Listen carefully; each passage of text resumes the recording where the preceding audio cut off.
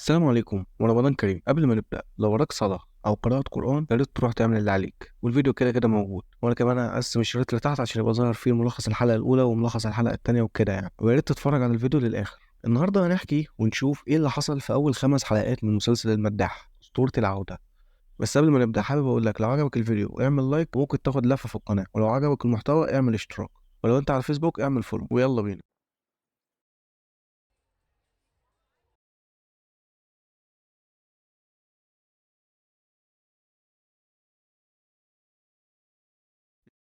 يبدأ المسلسل إننا بنشوف صابر وعمه جميل وأم صابر ومرات جميل في عربية رايحين المحكمة، وبتنزل من عربية الترحيلات واحدة لابسة أبيض، وبنفهم إنها طبعا صابر، لكن مين هي الله أعلم. وبيدخلوا المحكمة وبنشوف عماد موجود هناك، وبعد كده بيختفي، وبنشوف حسن واخد جنب من صابر كأنهم مش بيتكلموا مع بعض. وبيوصل المحكمة الفنان فتحي عبد الوهاب أو الدكتور سميح، بس اسمه ما كانش اتقال ساعتها يعني. المهم وبيقابل في المحكمة صخر أو الفنان دياب، وبتدخل المتهمة ولكن احنا لحد دلوقتي ما نعرفش هي مين. وبعد كده القاضي بيفتح الجلسة، واول ما بيفتح الجلسه بيحصل مسك كهربائي في المحكمه، وبعد كده بينزل الانترو. وانا هنا عايز اقول حاجه، مشاكل حقوق الملكيه هنا في مصر غريبه شويه، اللي هو انا ممكن اكون بستخدم الاستخدام العادل بس الشركه ما ترضاش بكده وتقفل القناه. وعلشان كده المسلسلات المصريه او الاعمال المصريه مش هظهر فيها ولا صور كتير ولا فيديوهات كتير، علشان انا عارف يوتيوبر قبل كده خد انذار بسبب صوره من المسلسل.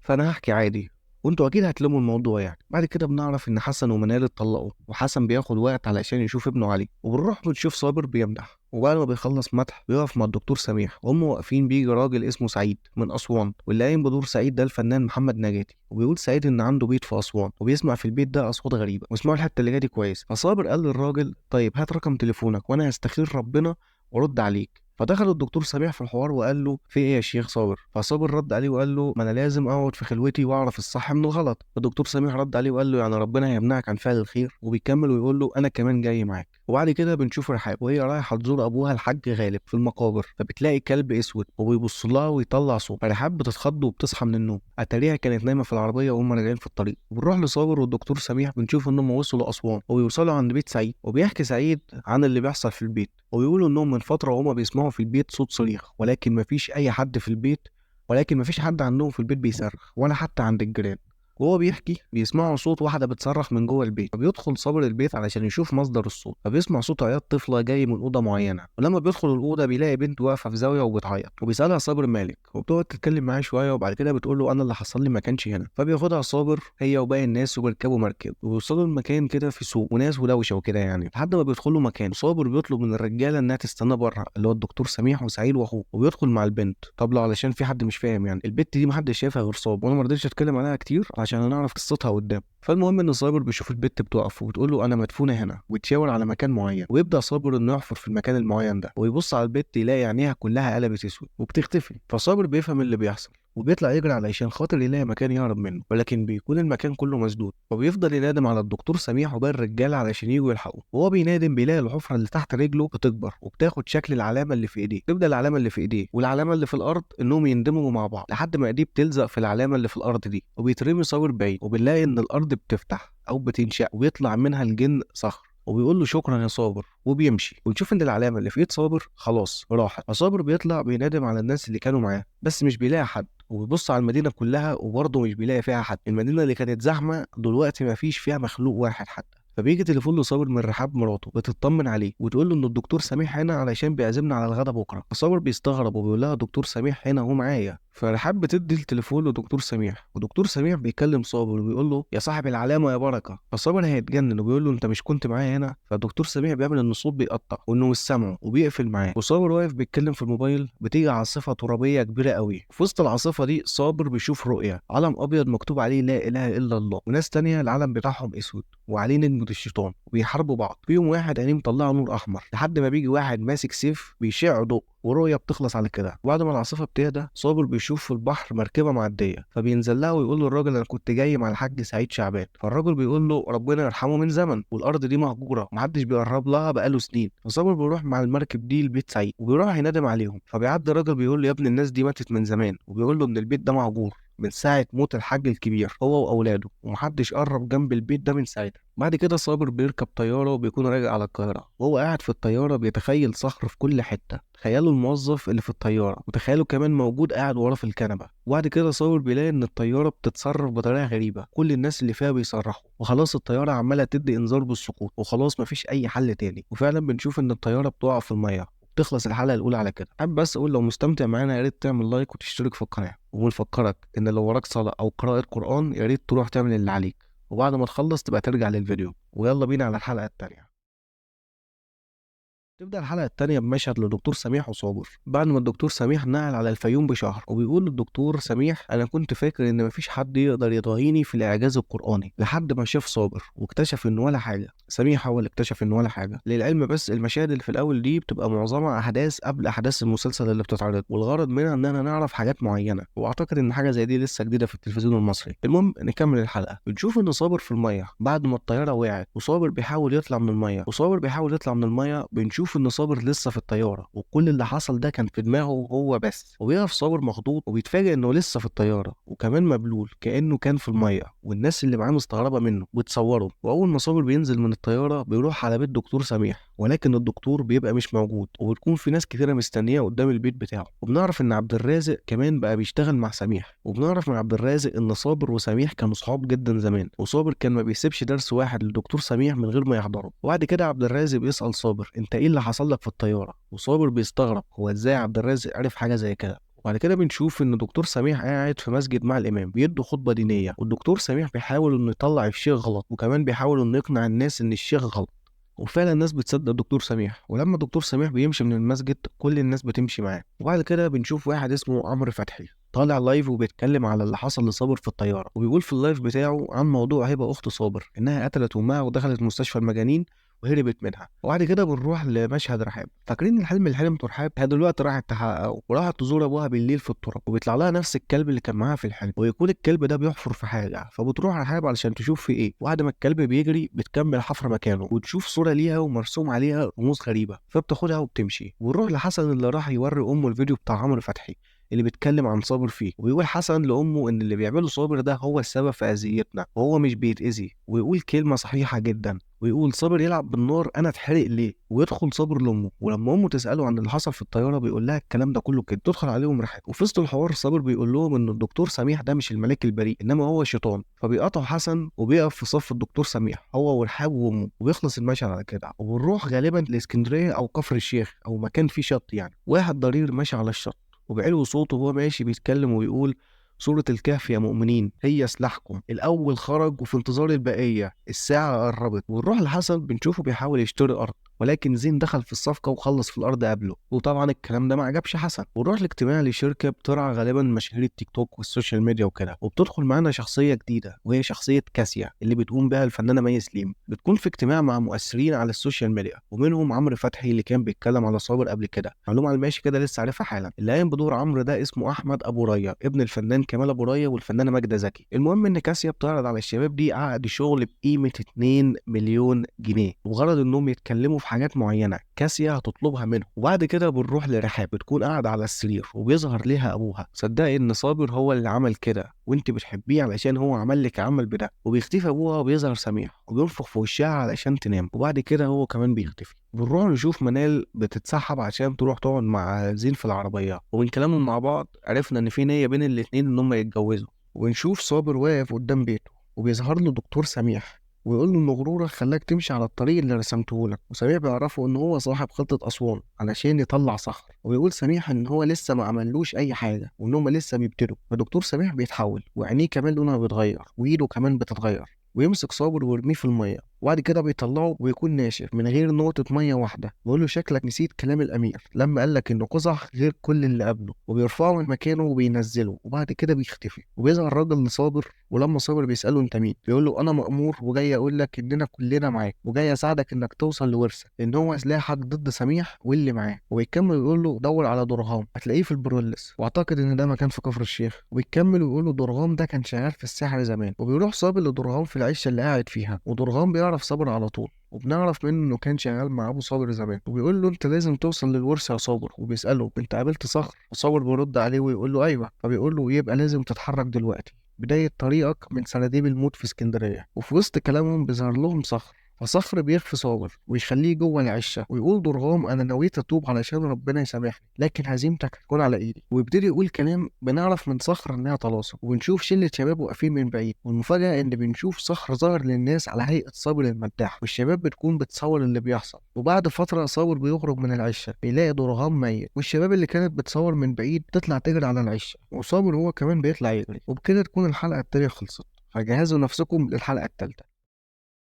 تبدأ الحلقة التالتة بنشوف صابر بيجري من الشباب اللي كانوا طالعين يجروا وراه، وهو بيجري منهم لحد ما بيركب العربية بتاعته وبيمشي. وبعد كده بنشوف رحاب قاعدة مع منال ليها العمل اللي لقيته، ومنال بتقول لها انا هشوف اذا كان عمل ولا لا، وبتعمل شوية حاجات كده وبتحط الصورة والورقة في المية وبتقرا عليهم حاجة، فالستاير من وراهم بتطير من مكانها وبيطلع من المية دخانة سودا. ومنال بتقول إنها كده اتأكدت إن صابر سحر لها، ومنال بتقول إن كده اتأكدت إن صابر سحر لرحاب، وتقول إن الكلام اللي عملته ده كله دكتور سميح هو اللي قال لها عليه. ونرجع تاني لصابر بيكلم واحد اسمه هيثم، وهيثم ده شغال في حاجه تبع وزاره الاثار عند الاهرامات وكده يعني. المهم بيساله عن سراديب الموت اللي في اسكندريه، فهيثم بيعرف صابر ازاي يروح لها، وبيوصل صابر لسراديب الموت اللي اسمها الكاتاكوم، ويفضل يتمشى فيها لحد ما بيسمع صوت وبيمشي وراه، فبيلاقي حاجه بتدله على الطريق وبيفضل ماشي وراها لحد ما بيوصل لمكان مسدود، فبيلاقي في باب اتفتح له وبيدخل الأوضة بيلاقي فيه تابوت قديم. أول ما بيدخل الباب اللي اتفتح له بيتقفل، فصابر بيفتح التابوت وبيلاقي فيه بردية فيها كلام بلغات هو مش فاهمها، فبياخدها ويقفل التابوت تاني. وأول ما التابوت بيتقفل الباب بتاع الأوضة بيتفتح وطلع صابر بره، والباب اتقفل وراه تلقائي ويكون في طريقه للفيوم. ونروح لعيشة.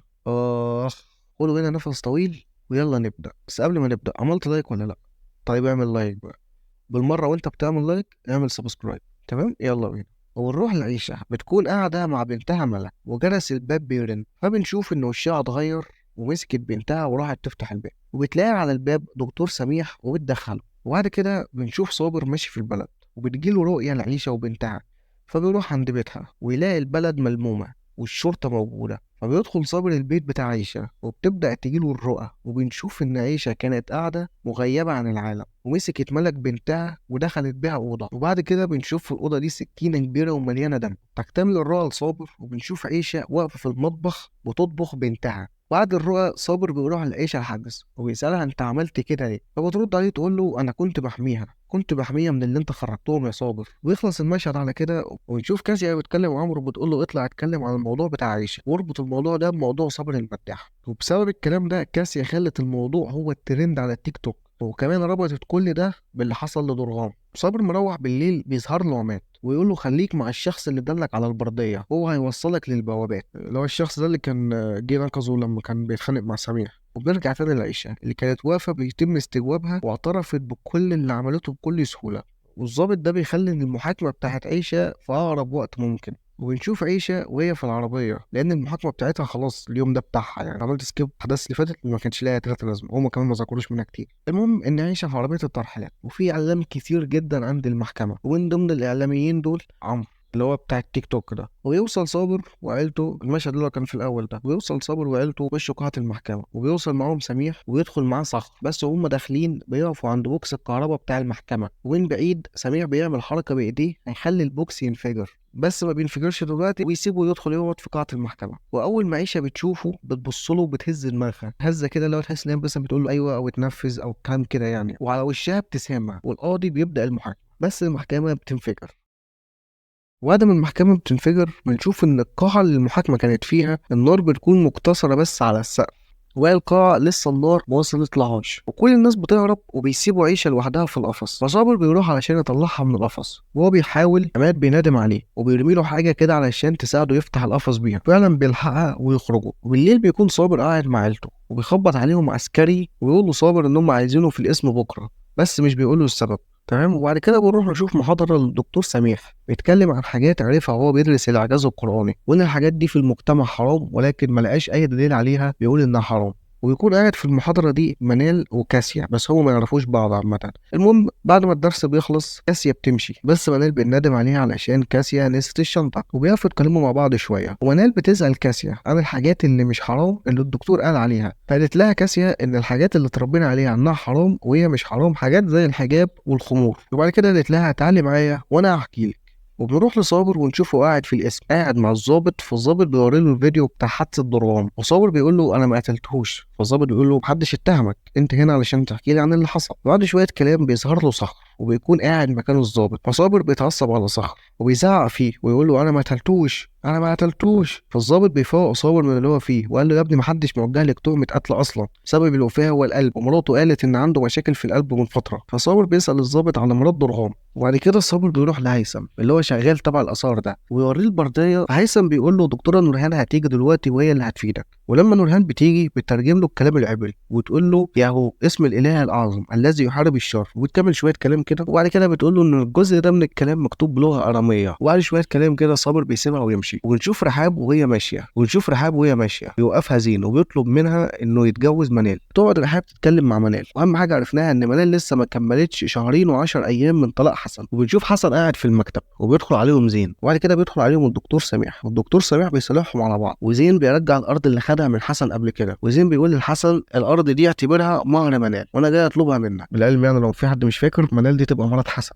هو جاي يطلبها منه. المهم بعد كده بنروح لصابر ويروح يسال على ام داوود اللي هي مرات ضرغام، وبيعرف انها في المستشفى. وبنشوف في المستشفى ام داوود ومعاها داوود ورايحه تكشف له علشان بيحصل له تشنجات، والدكتور خد داوود علشان يكشف. وهو بيكشف عليه داوود بيقول له دكتور ياسر، مع ان الدكتور ما قالش اسمه، بس داوود بيكمل كلامه ويقول له دكتور ياسر ابن كريمه. فالدكتور بيستغرب وداوود بيصرخ فيه ويطلع بره وينادم على صابر بعلو صوته في المستشفى كلها، ويبدا يعمل حركات استعراضيه راقصه او بيمشي على السقف وحاجه اخر ضحك.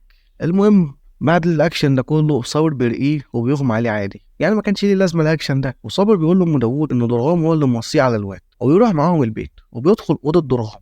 وبيدخل صابر الاوضه وبيلاقي في الاوضه كتاب معين فيه طلسم ممكن تسخر صخر، يعني الطلسم ده هيسخر صخر، تمام. فبياخد الكتاب ويمشي، ولما بيرجع على الفيوم بيشوف ان عمه جميل ومراته قلبوا عليه، فاكرين ان هو السبب في اللي حصل لبنتهم عيشه وبنتها ملك علشان الحاجات اللي بيعملها مع الجن، وانها مش بتضر هو ولكن بتضر الناس اللي حواليه. وهو واقف بيتكلم معاهم بيظهر له سميح، ويقف صابر يصرخ في سميح اللي مش موجود غير في دماغه. وصابر بسم الله ما شاء الله ما بيغلطش، كل مره لما بيظهر حد وهو عارف ان هو ظهران في دماغه حتى لو كان في مكان عام بيفضل يزعق يزعق يزعق، وكل الناس بتفتكر ان هو مجنون، وده الطبيعي من اول موسم يعني، مش حاجه جديده على صابر. المهم ان صابر بعد ما بيصرخ في سميح اللي مش موجود غير في دماغه، عمه جميل بيسيبه ويطلع يجري وبيكون خايف منه. وبعد كده صابر بيروح بيت ابوه القديم الحاج سلام، وبنشوف ان هو بيحاول يسخر صخر وبيكتب الطلسم اللي في الكتاب على الحيطه، بس قبل ما بيكملوا بيظهر له صخر وبيقول له اللي انت بتعمله ده كفر يا صابر، انت كده بتشرك بربك. هم واقفين بيتكلموا، بيخبط على الباب واحد بعصايه،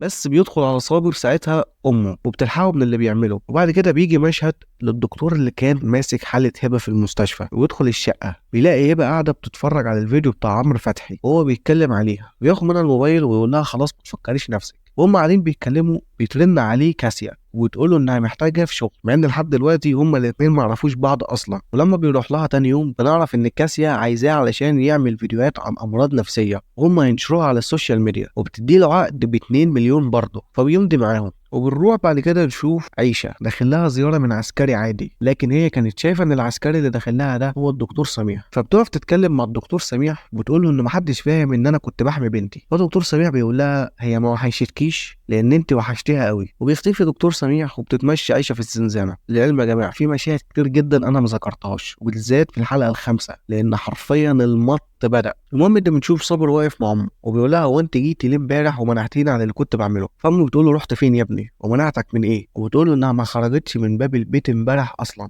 وبعد كده صابر بيروح لهيثم ودكتوره نورهان وبيعرفوا حاجه جديده مكتوبه في البرديه، جمله النصر في يدك. فبتقول له نورهان انهم امبارح وصلوا لمعلومات عن هرم فيه نفس العلامه اللي موجوده في البرديه، بس لسه مفيش معلومات كافيه حاليا لحد دلوقتي. فبيسيبهم صابر وبيمشي وبيروح القسم علشان يسال على عيشه، وبيدخل علشان يزورها يلاقوها مشنوقه في شباك الزنزانه. وبعد كده في العزا بتاعها بنشوف ان مفيش حد بيكون موجود غير حوالي شخصين، وصابر وجميل وحسن واقفين بياخدوا العزا، ويدخل عليهم سميح وبيجيب معاه البلد كلها علشان تعزي. معنى كده ان البلد البلد كلها بقت تحت طوع سميح، بإشارة يوديهم وبإشارة يجيبهم. وبعد العزاء عماد بيظهر لصابر وبيقول له في ايديك تنهي موضوع صخر، الموضوع كله في أسوان، لأن البوابة فتحت من هناك وهتقفل برضه من هناك. وصابر بيرجع تاني لنورهان وهيثم وبيكونوا بيشوفوا صورة كلمة معناها إن في آخر الزمان فتى يعيد ما فعله الأجداد وإيمانه هو سلاحه التاني. وفي وسط كلامه بيعدي عم خضر، الراجل اللي عرف صابر مكان درغام ولحقه لما كان بيتخانق برضه مع قزح أو لقطور سميح.